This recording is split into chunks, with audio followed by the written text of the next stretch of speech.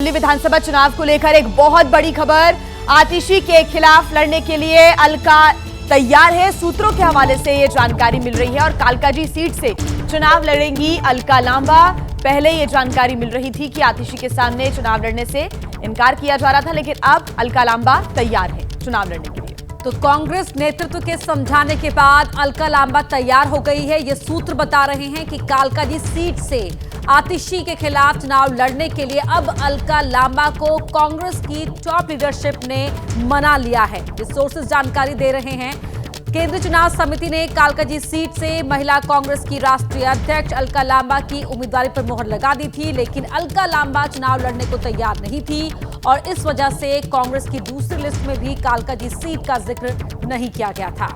सूत्रों के अनुसार बीते दिनों राहुल गांधी और कांग्रेस अध्यक्ष मल्लिकार्जुन खड़गे ने खुद अलका लांबा को पार्टी के फैसले को स्वीकार करने और चुनाव लड़ने के लिए समझाया और उसके बाद वो तैयार हो गई हैं। अब कालकाजी समेत दिल्ली की बची हुई 23 सीटों पर कांग्रेस 3 जनवरी को उम्मीदवारों के नाम का ऐलान कर सकती है। अलका लांबा चांदनी चौक सीट से आम आदमी पार्टी की विधायक भी रह चुकी हैं। पिछली बार कांग्रेस की टिकट पर चांदनी चौक विधानसभा से उन्होंने चुनाव लड़ा। इस बार भी इसी सीट से वो दावा कर रही थी, लेकिन कांग्रेस ने चांदनी चौक से मुदित अग्रवाल को टिकट दे दिया।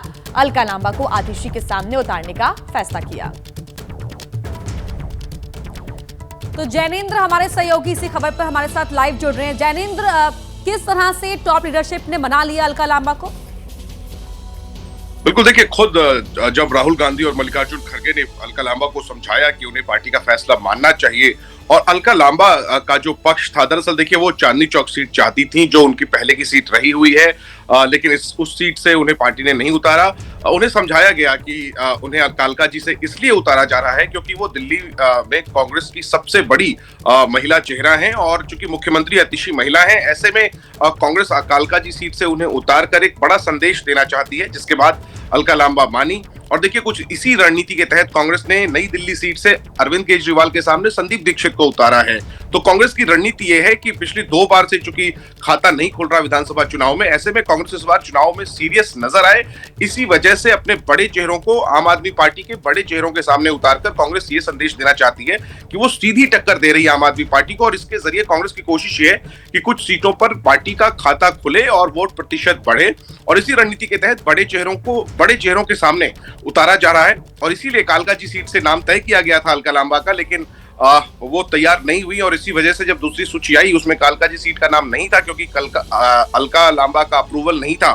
बाद में पिछले दिनों जो कांग्रेस वर्किंग कमेटी की बैठक हुई, हालांकि वो बैठक तो मनमोहन सिंह जी को श्रद्धांजलि देने के लिए हुई थी, उसी बैठक के बाद जो है वो बताया जा रहा है कि खुद राहुल गांधी और खड़गे ने अलका लांबा से बात की, जिसके बाद वो तैयार हो गई और अब 3 तारीख या उसके बाद जो बची हुई सीटें हैं दिल्ली की, उस पर कांग्रेस अपने उम्मीदवारों का ऐलान कर देगी, जिसमें कालकाजी सीट भी होगी और कालकाजी सीट से कांग्रेस के उम्मीदवार अलका लांबा होंगी। वो तैयार हो गई हैं और वही अब आतिशी जो मुख्यमंत्री हैं, आम आदमी पार्टी से उम्मीदवार हैं, उन्हें टक्कर देंगे। इंतजार रहेगा कि बीजेपी किसे कालकाजी सीट से उम्मीदवार बनाती है। बिल्कुल।